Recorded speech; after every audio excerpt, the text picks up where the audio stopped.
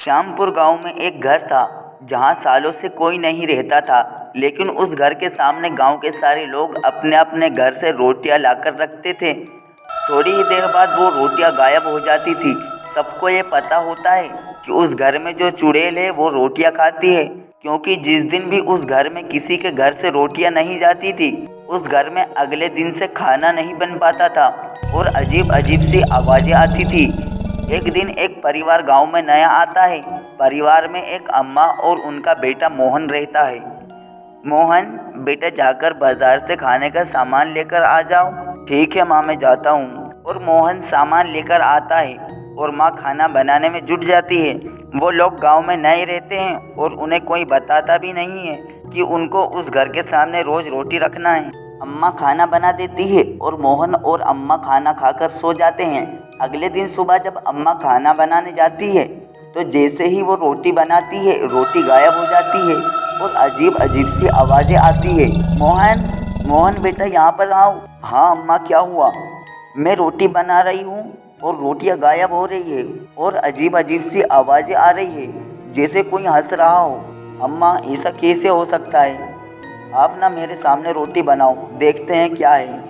जैसे ही अम्मा रोटी बनाती है, रोटी गायब हो जाती है और हंसने की आवाज़ें आती है। मोहन भी चौंक जाता है।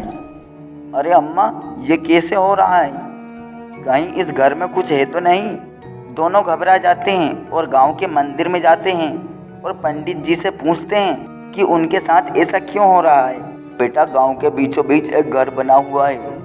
रोज़ उस घर के सामने 2-4 रोटी सुबह शाम रख दिया करो, तुम्हारी परेशानी दूर हो जाएगी। और उस घर के सामने जाकर कहना कि खाना बनते ही रोटी सबसे पहले इस घर के सामने लाकर रखूँगा।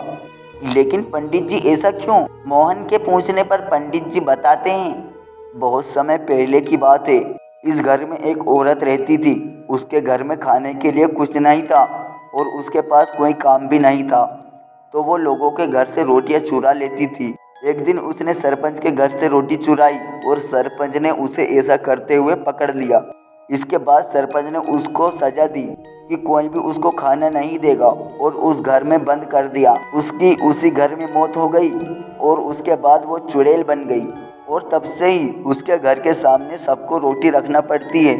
जो ऐसा नहीं करता उसको वो बहुत परेशान करती है। तो आपने कुछ किया नहीं जिससे उसको इस योनि से मुक्ति मिल जाए?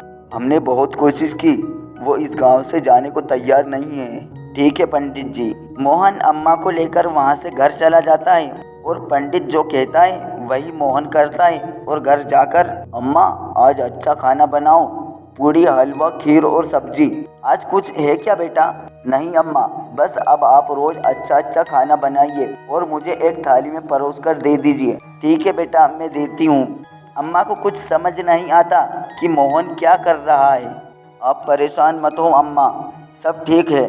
मैं यह खाना इसलिए बनवा रहा हूँ कि जब हम रोटी वाली चुड़ैल को ये खाना खिलाएंगे तो उसको कितनी खुशी होगी। हाँ बेटा, तुम ठीक कह रहे हो। अब मोहन रोटी की थाली लेकर जाता है और रोटी वाली चुड़ैल के घर के सामने बैठ जाता है और चुड़ैल से कहता है, चुड़ैल अम्मा बाहर आओ, मैं तुम्हारे लिए पकवान लाया हूँ। मैं तुमको अपने हाथों से पकवान खिलाऊंगा अम्मा। इतने में चुड़ैल मोहन के सामने आ जाती है और मोहन उसको खाना खिलाता है और सारा गांव उसको देखता है। और मोहन रोज़ चुड़ैल से पूछता है कि उसको खाने में क्या खाना है और रोज़ उसको अच्छे अच्छे पकवान खिलाता। एक दिन की बात है, चुड़ैल अम्मा, ये बताओ तुम यहाँ अकेले कैसे रह लेती हो? तुमको बुरा नहीं लगता? लगता है, लेकिन मेरे साथ कौन रहेगा? आप वहाँ क्यों नहीं चले जाती जहाँ आपके जैसे ही लोग हों? हाँ बेटा, ये बात तो सही कह रहे हो तुम। अम्मा, आपको वहाँ अच्छा भी लगेगा। एक काम करो बेटा, वो लोटा है मेरे घर के अंदर, उसको जाकर नदी में बहा दो, मुझे मुक्ति मिल जाएगी। अब मुझे इस गांव से और गांव वालों से कोई परेशानी नहीं है। ठीक है अम्मा। और मोहन ऐसे ही करता है और पूरे गांव को रोटी वाली चुड़ैल से मुक्ति मिल जाती है।